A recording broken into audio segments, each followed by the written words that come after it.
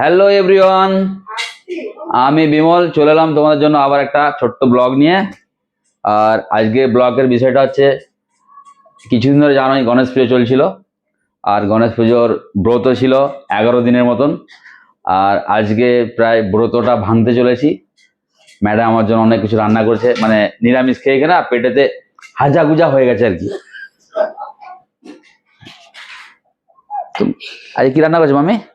মাংস, মটন, মরলা মাছ। তো বন্ধুরা বুঝতেই পারছো কি কি রান্না হয়েছে। আর চলো ম্যাডাম কি রান্না করছে একটু দেখাই। আর কি করেছে জানিনি, হাফ আমি লেগ পিস খেয়ে নিয়েছি, একটু ঝাল ঝাল এ হয়েছে, যাবো নাকি এখন পূজা? এখন পেঁয়াজ খাচ্ছে। আর চলো গাইস তোমাদের দেখাচ্ছি আমি। তো বন্ধুরা দেখো ফাইনালি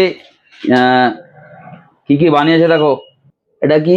এটা মাটন, এটা চিকেন, আর ওইখানে আছে মোরলা মাছের সর্ষে দিয়ে এটা কি ঝাল, আর পেঁয়াজ শসা তো আছেই। চলো বন্ধুরা কেমন টেস্ট হয়েছে খেয়ে রিভিউটা দিচ্ছি।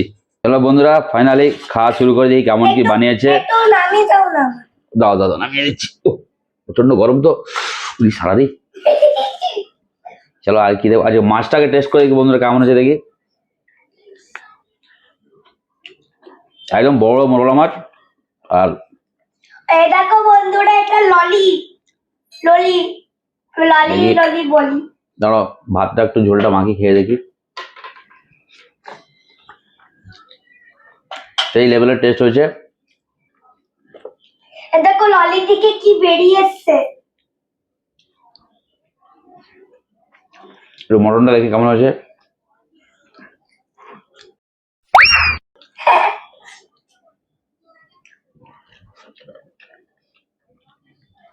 মটনটা একদম পাতলা ছিল, বাম্পার হয়েছে খেতে।